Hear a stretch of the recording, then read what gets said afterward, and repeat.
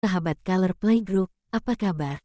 Pasti sehat kan? Selamat datang kembali di channel YouTube Color Play Group. Kali ini kita akan membahas tentang beberapa hal menarik fakta atau mitos yang belum kamu ketahui.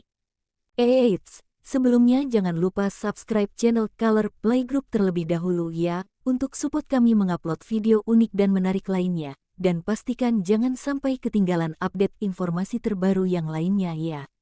Yang pertama, tidak boleh potong kuku di malam hari. Sebagian orang percaya bahwa potong kuku malam hari termasuk pamali yang dilarang. Konon, kegiatan tersebut dapat mengundang hal-hal buruk bagi orang yang melakukannya. Selain memperpendek umur, ada pula yang beranggapan memotong kuku malam hari dapat mendatangkan makhluk halus serta membuat hubungan anak dan orang tua menjadi buruk. Namun, tidak boleh potong kuku malam hari itu hanyalah kepercayaan yang masih diragukan kebenarannya. Dalam Islam sendiri, pamali seperti itu tidak dianjurkan untuk diikuti umat muslim, apalagi dijadikan panduan dalam menjalani aktivitas sehari-hari. Sejatinya, potong kuku di malam hari bukan sebuah larangan dalam agama, khususnya Islam. Kalaupun ada larangannya, itu karena aktivitas tersebut dapat memicu bahaya lantaran gelap dan bisa salah potong, bukan karena syariat Islam apalagi pamali. Yang menyangkut hal-hal mistis, dijelaskan dalam buku Asal-Usul dan Sejarah Orang Jawa oleh Sri Wintala Ahmad, tidak boleh potong kuku malam hari muncul karena zaman dulu belum ada listrik yang menjadi penerang rumah di malam hari. Pencahayaan zaman dulu hanya berasal dari lampu sentir yang apinya bisa mati kapan saja. Karena itu, orang tua zaman dulu selalu melarang anak-anaknya agar tidak memotong kuku di malam hari. Dalam situasi yang minim pencahayaan, kan tidak mungkin seseorang salah potong kuku dan menyebabkan dirinya terluka. Apalagi zaman dulu belum ada gunting kuku seperti sekarang, sehingga kegiatan memotong kuku dilakukan dengan alat seadanya. Jadi, tidak boleh potong kuku malam hari adalah mitos ya sahabat Color Play Group. Karena hanyalah cara orang tua untuk menakut-nakuti anaknya agar tidak melanggar pantangan tersebut. Yang kedua, fakta atau mitos, jika setelah menabrak kucing akan terkena sial.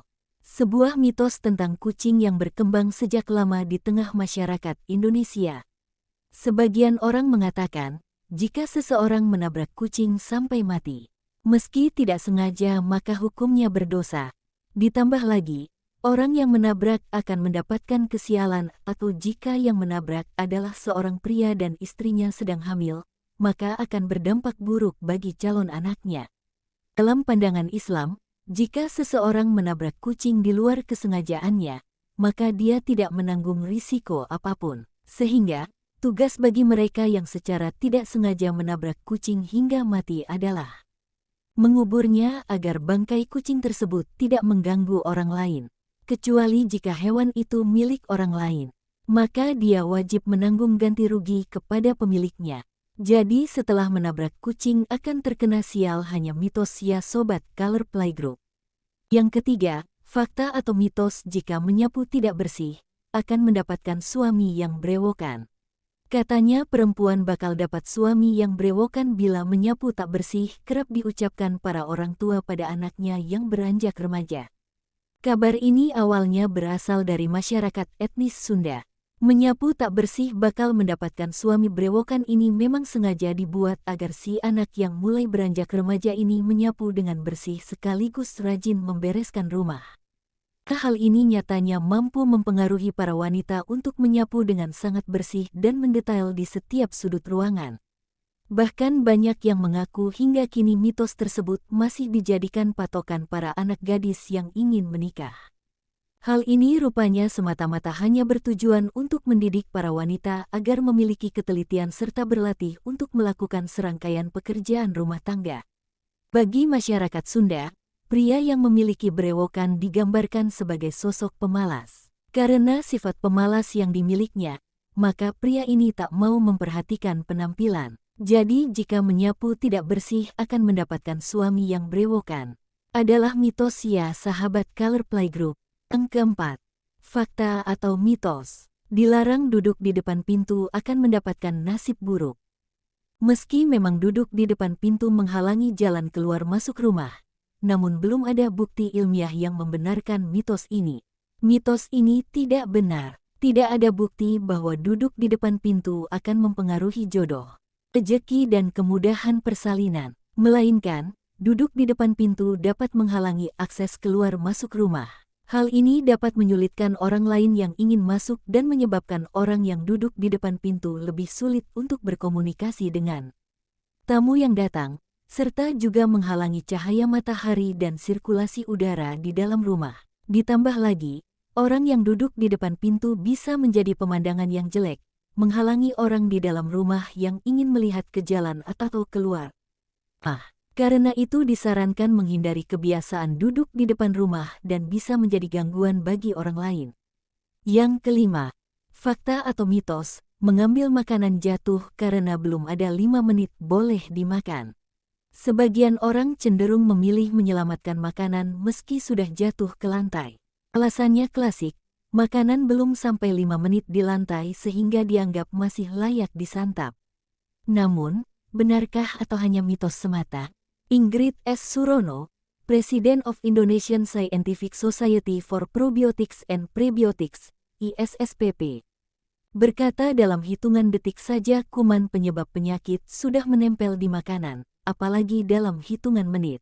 Oleh karenanya, memakan makanan yang jatuh ke lantai meski belum 5 menit sudah dipastikan hanya mitos saja ya sahabat Color Playgroup.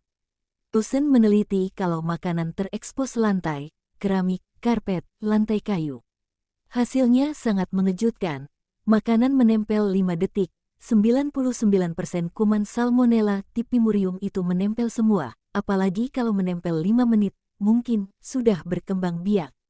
Yang keenam, fakta semut bisa mengangkat beban melebihi berat tubuhnya. Semut merupakan serangga yang dikenal hidup berkoloni dan dapat ditemukan di seluruh benua. Meski ukuran tubuhnya relatif kecil, faktanya semut termasuk hewan terkuat di dunia. Sebenarnya, otot semut tidak lebih kuat dari otot manusia. Namun karena ukuran semut yang kecil, semut memiliki lebih banyak otot secara proporsional. Memiliki otot-otot yang sangat tebal jika dibandingkan dengan luas tubuhnya, sehingga mereka mampu mengangkat beban yang berkali-kali lebih besar dari berat badannya sendiri. Jika dibandingkan, gajah hanya mampu menopang beban dengan berat 2 kali dari berat badannya sendiri. Hal ini karena gajah memiliki ukuran besar, namun proporsi massa ototnya cukup rendah.